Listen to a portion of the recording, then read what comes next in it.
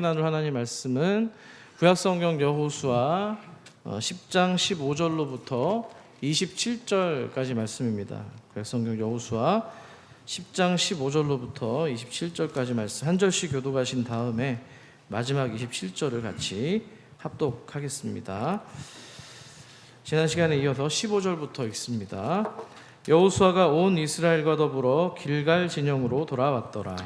그 다섯 왕들이 도망하여 막게다 굴에 숨었더니 어떤 사람이 여호수아에게 구하여 이르되 막게다의 굴에 그 다섯 왕들이 숨은 것을 발견하였나이다 하니 여호수아가 이르되 굴 어귀에 큰 돌을 굴려 막고 사람을 그 곁에 두어 그들을 지키게 하고 너희는 지체하지 말고 너희 대적의 뒤를 따라가 그 후군을 쳐서 그들이 자기들의 성읍에 들어가지 못하게 하라.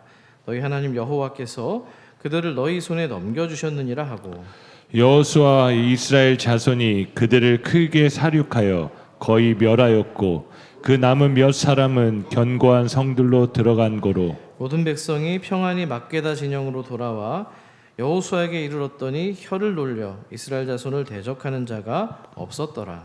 그때 여호수아가 이르되 굴 어귀를 열고 그 굴에서 그 다섯 왕을 네게로 끌어내라 하매 그들이 그대로 하여 그 다섯 왕들 곧 예루살렘 왕과 헤브론 왕과 야르뭇 왕과 라기스 왕과 에글론 왕을 굴에서 그에게로 끌어내니라. 그 왕들을 여호수아에게로 끌어내매 여호수아가 이스라엘 모든 사람을 부르고 자기와 함께 갔던 지휘관들에게 이르되 가까이 와서 이 왕들의 목을 발로 밟으라 하매 그들이 가까이 가서 그들의 목을 밟으매 여호수아가 그들에게 이르되 두려워하지 말며 놀라지 말고 강하고 담대하라. 너희가 맞서서 싸우는 모든 대적에게 여호와께서 다 이와 같이 하시리라 하고 그 후에 여호수아가 그 왕들을 쳐 죽여 다섯 나무에 매달고 저녁까지 나무에 달린 채로 두었다가 함께 읽습니다. 해질 때 여호수아가 명령하매 그들의 시체를 나무에서 내려 그들이 숨었던 굴 안에 던지고 굴 어귀를 큰 돌로 막았더니 오늘까지 그대로 있더라. 아멘. 사람이 살면서 두려울 때가 있습니다. 두려울 때는요, 이상하게도 좀 넓은 곳으로 나가기보다는 좁은 곳을 찾게 되고 또 숨고 싶어질 때가 있습니다. 마음이 불안해지면 시야가 넓어지는 게 아니라 좁아지는 거예요. 밝은 빛이 있는 자리로 나가기보다는 아무도 보지 못하는 좀 어둠 가운데로 숨고 싶은 것이 또 인간의 마음이기도 합니다. 아마도 에덴 동산에서 아담이 저질렀던 그 어떤 죄에 대한 DNA가 우리에게 아마 심어져 있어서 그런 것 같습니다. 그런데요, 살면서 이 숨는 자리가 반드시 꼭 나쁜 것만은 아닙니다. 때로는 잠시 피해야 살 수 있고요, 숨을 쉴 수가 있고 잠시 물러서야만 숨을 고를 수가 있기 때문입니다. 피난처가 바로 그런 역할을 하는 것이죠.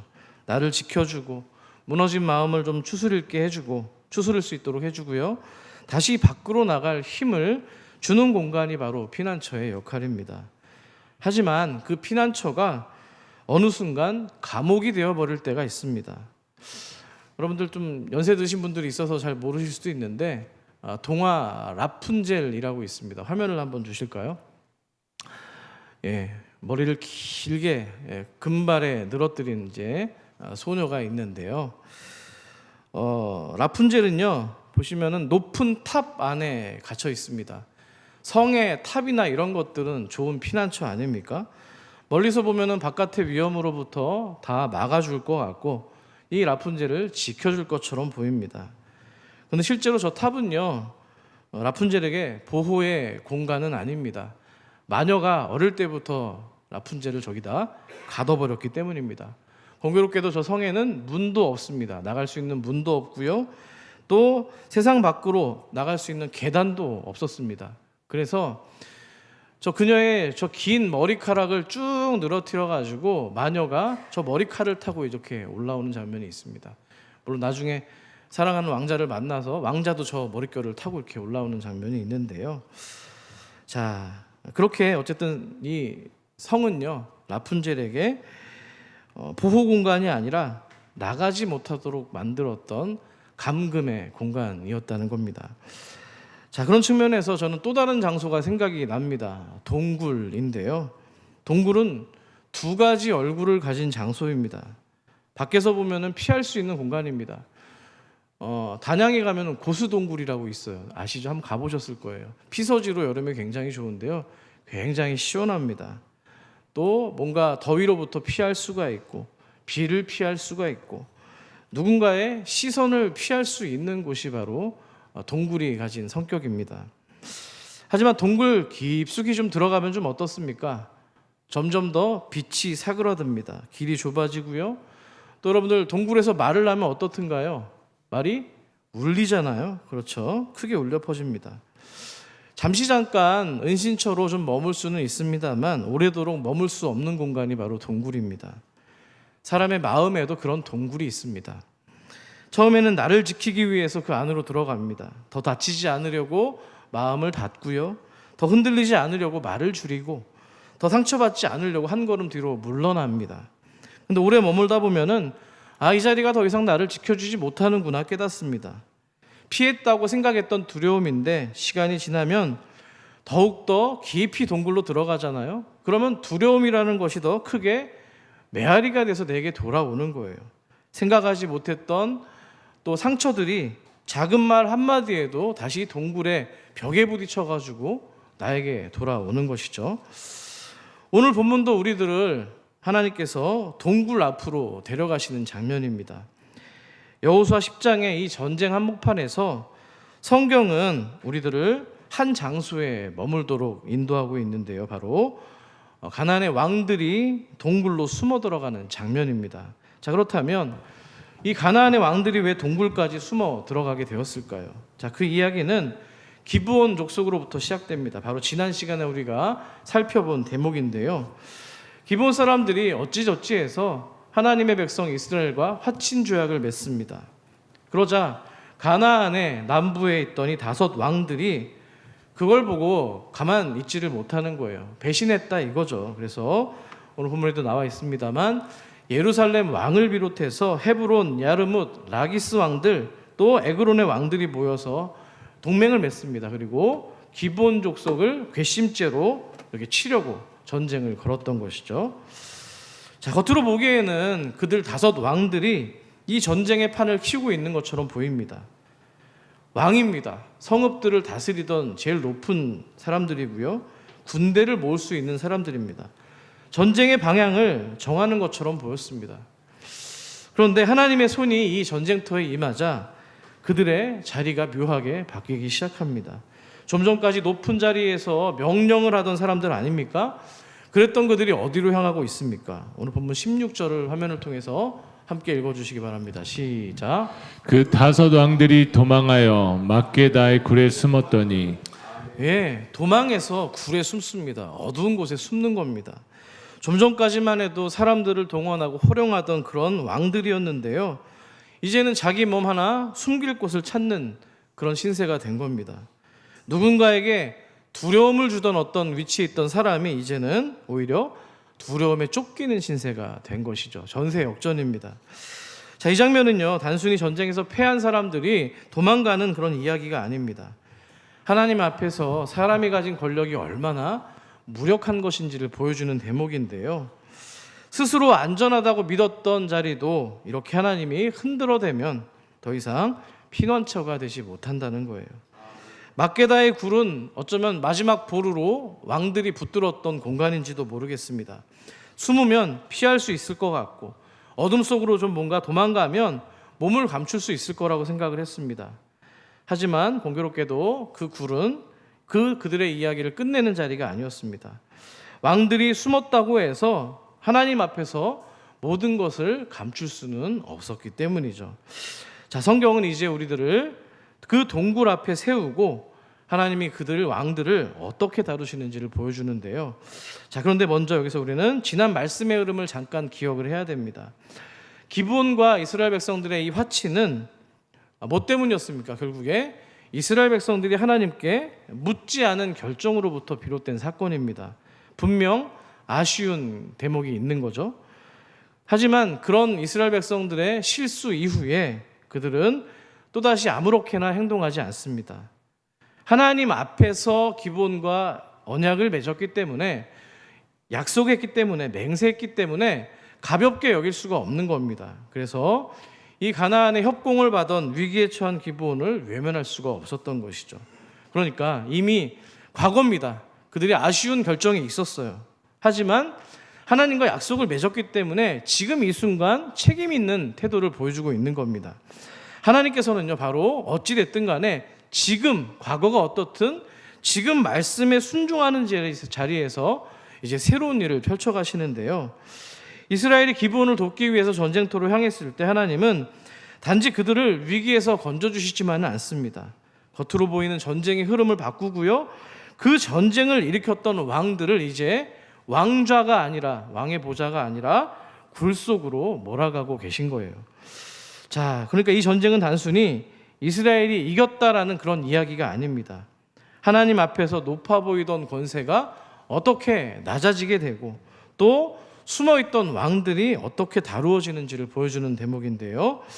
그런데 오늘 본문 15절, 16절 앞에 있는 15절을 보면 이런 말씀이 기록되어 있어요. 제가 읽어드리죠. 여호수아가 온 이스라엘과 더불어 길갈 진영으로 돌아왔더라. 전쟁에서 이긴 거예요. 그러니까 큰 흐름으로 본다면 하나님께서 전쟁을 이기게 하셨고 여호수아와 이스라엘 백성들이 다시 본 진영으로 돌아온 겁니다. 컴백한 거예요. 그런데 성경은 이어지는 16절을 통해서 그 승리의 흐름 가운데 우리가 그냥 지나치지 말아야 될 장면을 16절에서 얘기하고 있는 거예요. 좀 전에 봤던 동굴, 바로 막게다입니다. 왜 성경은 그 막게다 굴을 그냥 지나치지 못했을까요? 들판의 싸움이 정리된 것만으로는 하나님 보실 때 끝이 아니었기 때문입니다. 군대는 흩어졌습니다만 그 적군의 군대를 움직이던 왕들이 아직 굴 속에 남아 있었기 때문입니다. 그러니까요, 전쟁은 밖에서 표면적으로 보이는 게 끝났다고 해서 끝난 게 아닙니다.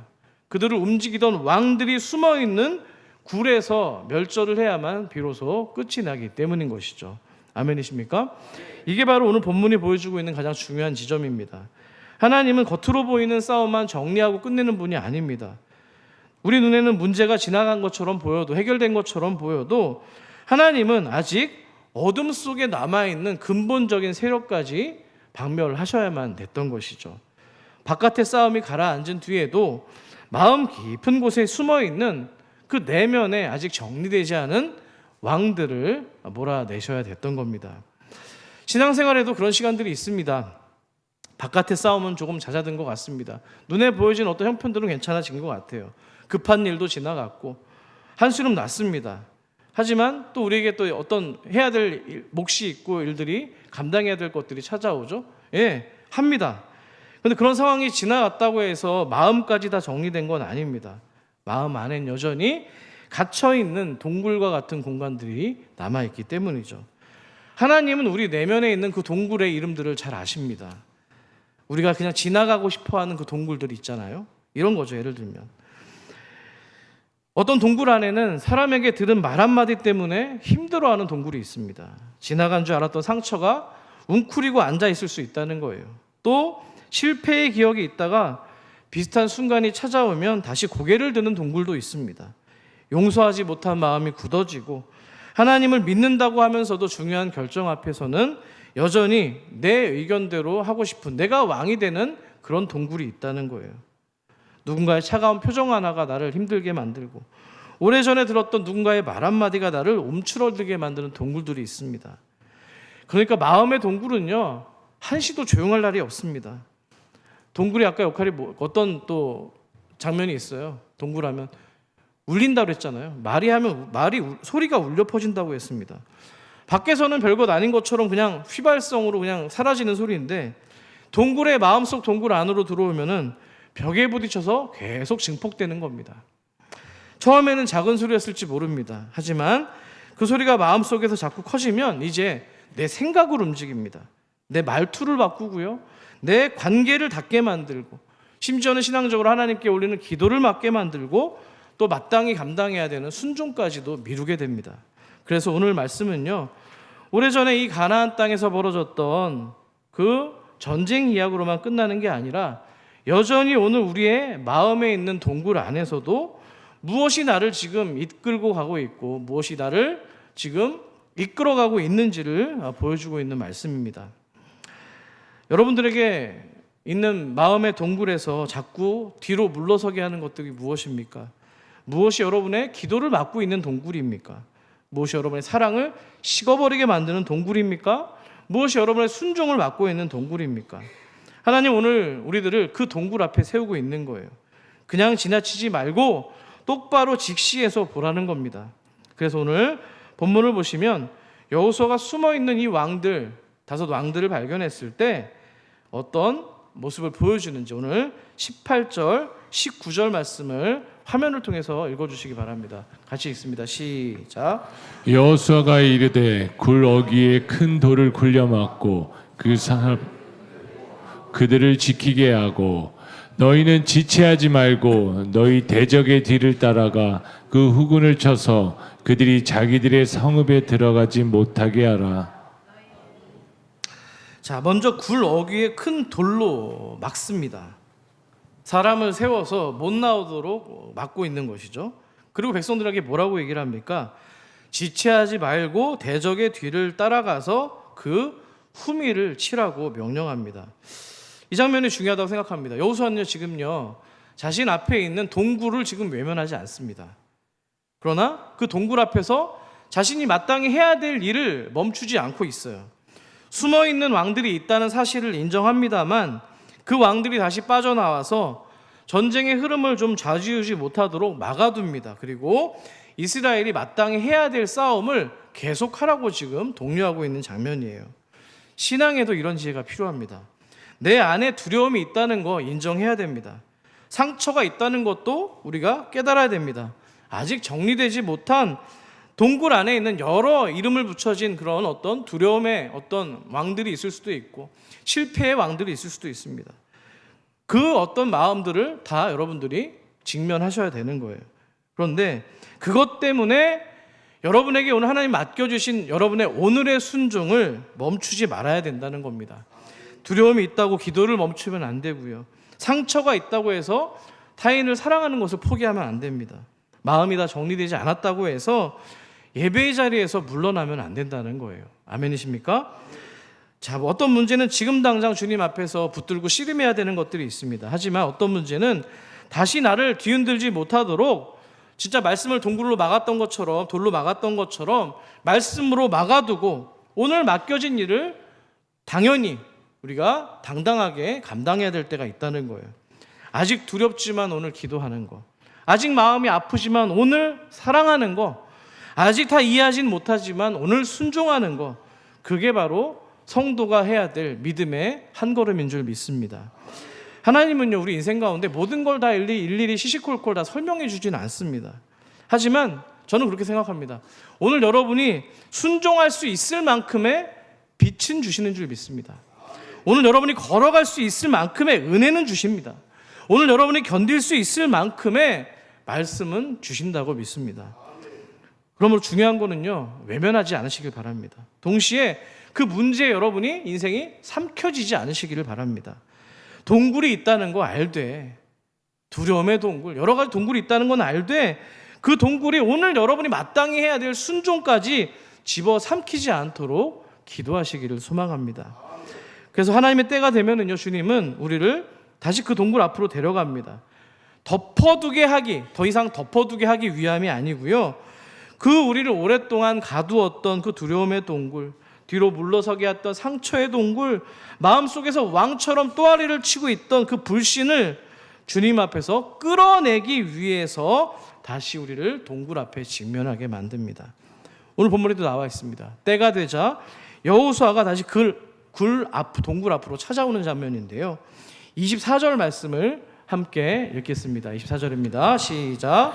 그 왕들을 여호수아에게로 끌어내매 여호수아가 이스라엘 모든 사람을 부르고 자기와 함께 갔던 지휘관들에게 이르되 가까이 와서 이 왕들의 목을 발로 밟으라. 그들이 가까이 가서 그들의 목을 밟으매. 아멘. 여호수아가 왕들, 그 5 왕들을 자기 앞으로 끌어냅니다. 그리고 이스라엘의 모든 사람을 불러요. 그리고 자기와 함께 있던 지휘관들에게 멀리 있지 말고 가까이 와서 그 왕들의 목을 어떻게 하라고 합니까? 발로 밟으라고 합니다. 이 장면이 다소 좀 뭔가 거칠게 느껴질 수 있고 불편할 수 있습니다. 인격 모독인 것 같잖아요. 사람의 목을 발로 밟는다는 표현은 우리에게도 쉬운 어떤 내용은 아닙니다. 이 장면이 단순히 어떤 잔혹함을 보여주려고 하는 장면은 아닙니다. 고대 전쟁에서 이건 완전한 굴복과 승리를 의미합니다.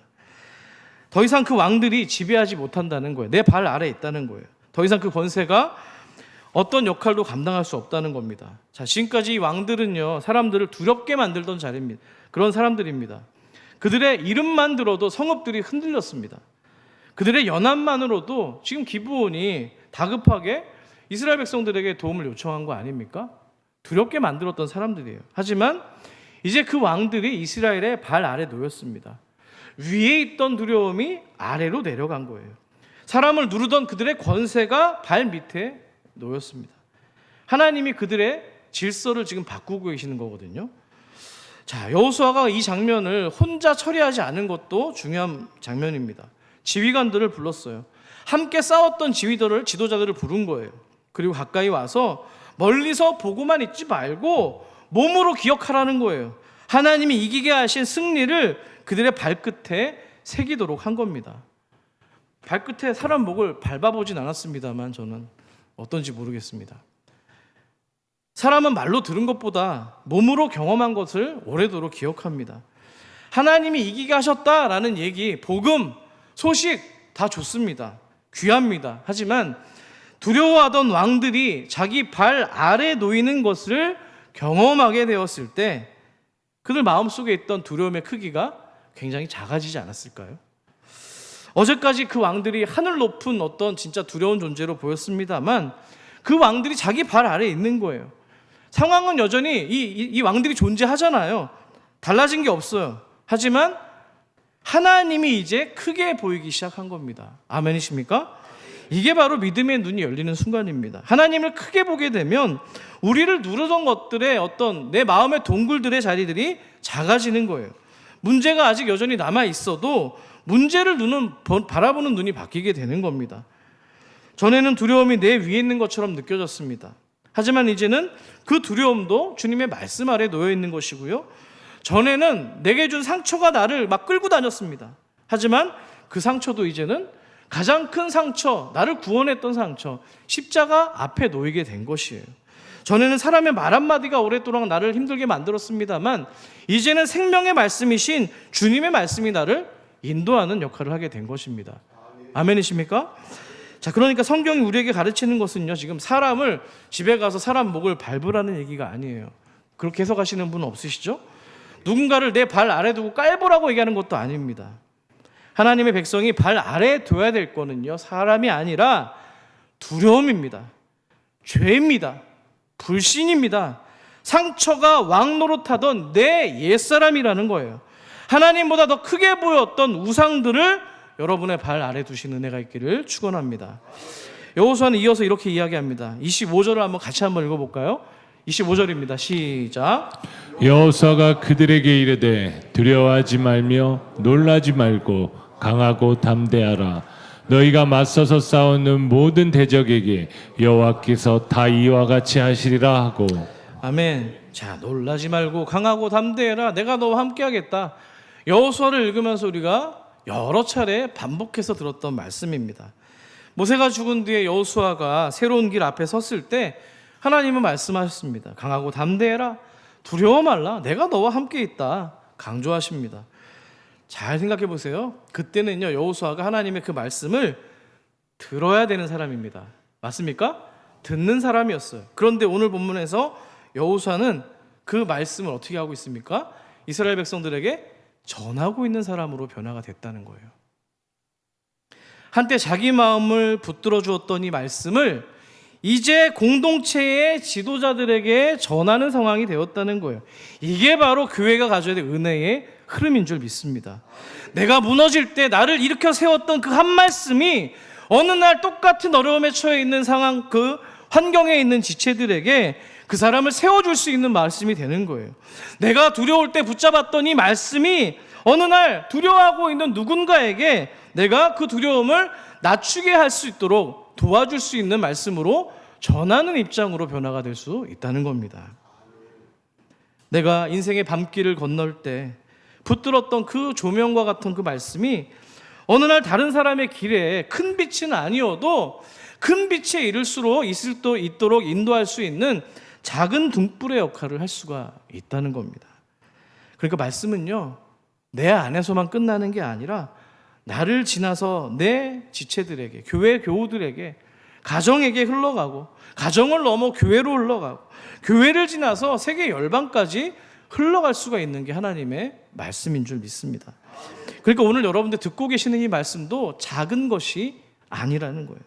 지금은 겨우 나 하나 버티게 하는 말씀처럼 보일 수 있습니다만 하나님은 그 말씀을 통해서 결국엔 또 다른 누군가를 또 일으켜 세우시기 때문입니다. 여기서 오늘 좀 저는 이번 주 있었던 간증 하나를 좀 여러분과 나누고 싶습니다. 새벽기도 오셨던 분들은 아실 텐데요. 역대상 말씀 가운데 다윗이 이 암몬 적국이잖아요. 적국의 왕이 죽었다는 소식을 듣고 그래도 조문 사절단을 보냅니다. 과거에 또 어떤 좋았던 추억이 있었던 것 같아요. 보통 조문 사절단을 보내면 암만 적국이어도 우리가 융숭하게 예를 갖추지 않습니까? 뭐 중국과 우리 조선의 옛날 관계에서도 사신을 보내면은 서로 잘 대해야 되는 게 예절인데 이 암몬 사람들이 어떻게 해석을 합니까? 그 좋은 의도를 곡해합니다. 그래서 남자들의 수염을 잘라버립니다. 그리고 옷을 잘라버려요. 돌려보내거든요. 수치를 남겨준 겁니다. 이러면 전쟁 나는 거죠. 좀 뭔가 그들이 미안하게 했으면 깨달아가지고 뒤늦게라도 좀 사과를 하면 되는데 오히려 적반하장입니다. 전투 준비를 합니다. 결국 전쟁이 벌어집니다. 병거와 마병을 사들입니다. 전쟁하려고. 자, 그래서 이스라엘 앞뒤로 암몬과 아람 군대가 포위하게 됩니다. 자, 그때 다윗의 신임하던 요압 그 군대 장교 가운데 요압 장군이 동생 아비새에게 이렇게 이야기를 하는 장면이 있습니다. 역대상 19장 12절 13절을 같이 한번 읽겠습니다. 시작. 이르되 만일 아랍 사람이 나보다 강하면 내가 나를 돕고 만일 암몬 자손이 너보다 강하면 내가 너를 도우리라. 너는 힘을 내라. 우리가 우리 백성과 우리 하나님의 성읍들을 위하여 힘을 내자. 여호와께서 선히 여기시는 대로 행하시기를 원하노라 하고. 아멘. 자, 이 말씀이 왜 저에게 하나님의 응답이 됐냐고 말씀을 드리냐면 우리 각자 개인의 집들을 가정을 살펴보시면은요 다 이렇게 나와서 다 웃고 계시고 또 밝은 표정을 하고 계시는 그런 상황이지만 면면히 다 들여다보면은 문제가 없는 가정은 없습니다. 크고 작은 문제들이 다 있어요. 그거는 영원토록 아마 주님 오실 때까지 계속 될 겁니다. 근데 그 가운데서도 정말 고난이 끊이질 않고 해결이 되지 않고 수년 동안 또 길게는 수십 년 동안 잘 해결이 안 되는 어떤 그런 상황들도 있어요. 요즘에 제가 좀 이렇게 상담을 좀 많이 하고 있는데 어느 분께서 이제 나는 하나님의 방식대로 어떤 일을 감당을 하고 하나님의 사람이기 때문에 윤리를 지키고 하나님의 방법대로 거짓 없이 타협하지 않고 그렇게 살아가려고 노력을 하는데 세상은 자꾸만 거짓과 술수로 자기보다 앞서 나가고 짓밟고 빼앗아가고 힘들다. 그러면서 그런 것들이 한 5년 이상 지속이 된 것 같습니다. 그래서 이분이 하나님은 공의 하나님 아닌 것 같다. 정의 하나님 아닌 것 같다. 목사님이 말씀하셔가지고 시편도 읽어보고 수개월 동안 읽어보고 했는데 내 인생에 변화가 없더라. 하나님 안 계신 것 같다. 이렇게 얘기를 합니다. 목사는 어떻게 성도에게 얘기를 해야 될까요?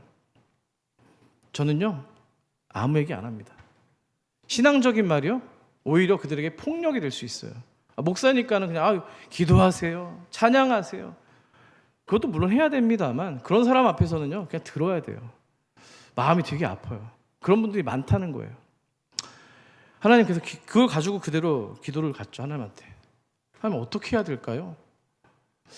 하나님 어떻게 그분들한테 얘기를 해야 될까? 한두 분이 아니에요. 하나님 답을 좀 주셨으면 좋겠다라고 얘기했는데, 그날 밤에 이제 다음날 새벽기도 부분이 이거였는데, 밤에 묵상을 하고 아침 이제 새벽 4시에 나와서 이제 기도하면서 묵상하는 가운데 답을 주시더라고요. 방금 우리가 들었던 말씀의 내용인 것 같아요. 군대 장관, 군대 이 요압 장군이 동생 아비새에게 만일에 아람 사람이 나보다 강하면 너가 나를 도와주고, 만일 암몬 자손이 너보다 강하면 내가 너를 돕겠다. 내가 하나님의 어려운 상황 가운데 하나님 말씀을 통해서 이겼던 어떤 내용을 가지고 내가 너한테 그 말씀을 통해서 너를 돕겠다. 또 반대편의 경우에서도 내가 도움이 필요할 때 또 너의 도움을 내가 받겠다. 이렇게 얘기를 하는 거예요. 제가 은혜를 받은 구절은 13절입니다. 다시 한번 화면 띄워주실까요? 보시면은 이런 거예요. 너는 힘을 내라. 우리가 우리 백성과 우리 하나님의 성읍들을 위하여 힘을 내자라는 이 말씀이었습니다. 이게 왜 응답이었냐면, 여러분 한번 질문해 볼까요? 이종 권사님, 되게 힘들 때요, 인생이 되게 힘들어요. 힘이 안 나요. 지쳤어. 그냥 말하기도 싫고 꼴도 보기 싫어. 가족들도. 그런 상황에서 한 목사가 찾아갑니다. 권사님, 그럼에도 힘내셔야죠. 파이팅 하세요 라고 얘기하면 기분 어떠세요? 솔직하게. 장난해? 뭐 이런 거 아닐까요? 장난하세요 목사님? 해결책을 줄 거 아니면 그냥 가만히 계세요, 이런 거 아닙니까? 그렇잖아요. 힘도 안 나는데 어떻게 힘을 내요? 그렇잖아요. 근데 제가 이게 어떤 식으로 하나님이 저한테 적용을 주셨냐면 이겁니다. 어떤 분들이 있어요. 한둘이 아니셔서 지금 기도할 수가 없는 거죠. 공의 하나님 아니고 정의 하나님 아닌데 무슨 기도가 돼요? 하나님 안 계시다라고 얘기하는 사람도 있었어요. 기도 안 되죠. 그 사람이 저한테 말씀을 주시는데요.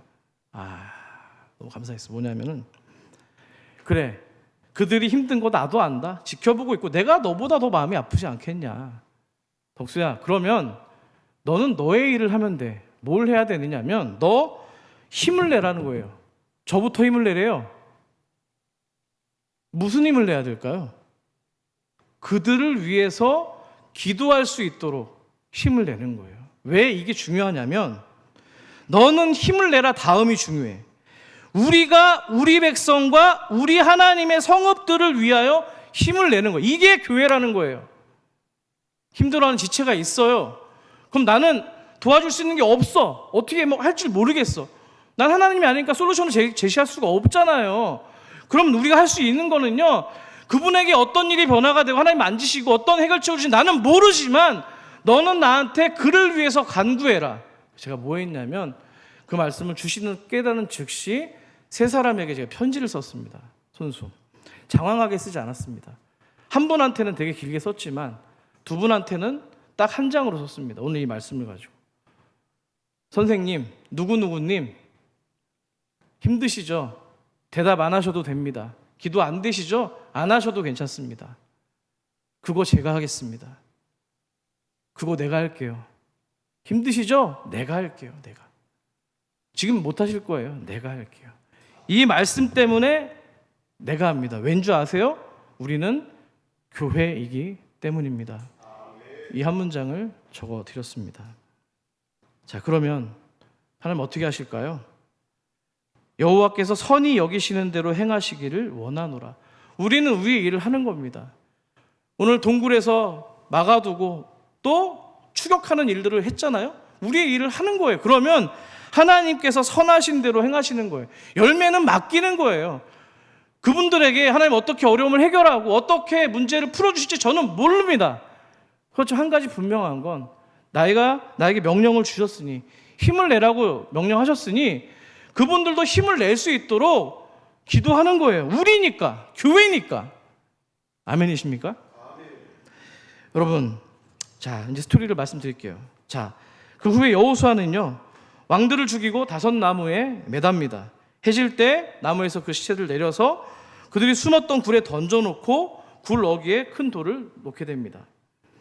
살려고 들어갔던 굴입니다. 하지만 그들의 무덤이 되고 말았습니다. 피하려고 들어갔던 그 굴의 끝자리가 뭐예요? 결국에는 그들의 권세가 끝나는 지점이 된 거예요. 여기에 영적인 원리가 있습니다. 하나님 앞에 끌어내지 않은 그 우리 마음에 숨어있는 동굴의 왕들은요, 여전히 우리를 계속 붙들고 있습니다. 감춘다고 사라지지 않습니다. 어둠 속에 둔다고 조용해지지 않는 거예요. 마음속에서 더 크게 막 메아리가 울리는 거예요. 그러니까 은혜는요, 덮어둔다고 능사가 아니라 하나님께 앞으로 가져가는 용기인 줄 믿습니다. 우리는 여러분 하나님 다 아시기 때문에 괜찮은 척 할 필요가 없어요. 여러분이 가지고 있는 동굴의 그 모든 여러 이름에 붙어있는 왕들의 동굴을 다 아신다고요. 거기 숨어있는 왕들의 이름을 다 안다는 거예요. 그걸 아시면서도 하나님께서 우리를 또 버리지 않는다는 거예요. 우리를 그 동굴 앞으로 불러내셔서 뭐예요? 밟으시는 거예요. 여러분, 저는 이 장면을 보면서 예수님이 생각났습니다. 여호수아라는 이름 여러 번 말씀드렸죠. 하나님은 구원이시다. 여호와는 구원이시다라는 의미입니다. 신약에 와서 조슈아, 예슈아, 예수 똑같은 여호수아의 이름입니다. 여호와는 구원이라는 뜻이잖아요.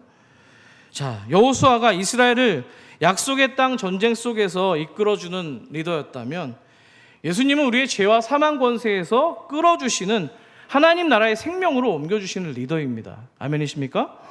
여호수아는 5 왕들을 굴에서 끌어냈습니다만 예수님께서는 저와 여러분 죄와 사망의 사단의 권세로부터 십자가 위에서 우리를 인도해 주셨습니다. 여호수아는 왕들의 목을 발 아래 두게 했습니다만 예수님은 부활로서 모든 원수의 권세를 자기 발 아래 두셨습니다. 그림 한 장 보실까요? 네, 제가 좋아하는 카라바지오 이탈리아 작가입니다. 우리 이탈리아에 있는 준호도 굉장히 좋아하는 작가인데요. 제목이 뱀을 밟으시는 아기 예수와 성모 마리아입니다. 화면을 확대해 주세요. 어린 예수가 뱀을 밟고 있습니다. 무슨 장면이 연상되십니까?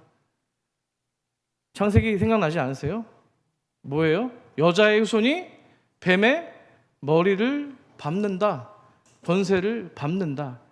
5 왕, 여러분의 인생을 헝클어뜨려 놓고 하나님 앞으로 가지 못하도록 마음의 굴에서 여러분들을 메아리치게 만들던 그 5 왕, 사단의 왕들, 그것들을 주님께서 머리로 밟으신 겁니다. 예수를 믿는 우리들 역시도 그 왕들을 밟으셔야 될 줄 믿습니다. 여러분, 하나님은 예수님의 무덤을 열어주셨습니다. 가나안 왕들은 자기 목숨을 지키려고 동굴에 들어갔지만 예수님은 우리의 생명을 건지려고 무덤에 들어가셨습니다. 가나안의 왕들은 심판을 피해서 어둠으로 들어갔지만 예수님은 하나님의 뜻을 이루기 위해서 죽음의 어둠 속으로 들어가셨습니다. 하나님은 예수님의 무덤을 열어주셨는데요, 막게다의 굴은 큰 돌로 닫혔습니다만 예수님의 무덤은 어떻게 됐습니까? 돌이 열려서 굴려져 있었습니다.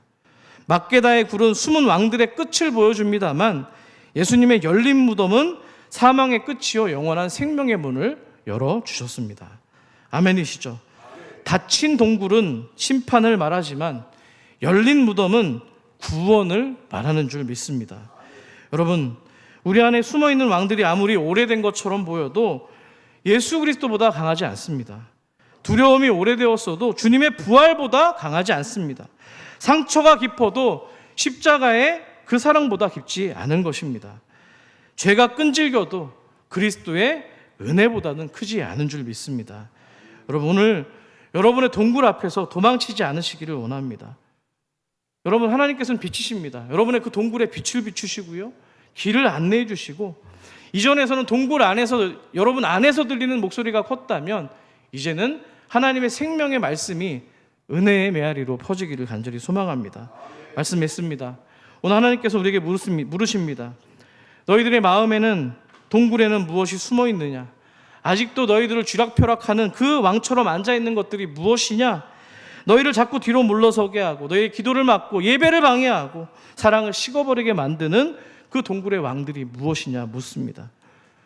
여러분들, 그것을 주님 앞으로 가져가시길 원합니다. 다 설명하지 않아도 괜찮습니다. 정돈되지 않아도 괜찮습니다. 주님, 제 안에 이런 동굴의 왕들이 있습니다.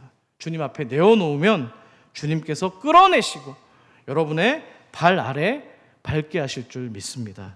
그런 은혜가 우리 모두에게 있기를 간절히 축원합니다. 오늘 말씀 생각하시면서 찬양하실 텐데요, 여호수아의 트레이드 찬양입니다. 허락하신 새 땅에 들어갈 때 우리가 거할 처소가 우리의 숨어있을 동굴이 아니라 주님 품에 거해야 된다는 거 함께 찬양으로 고백합시다.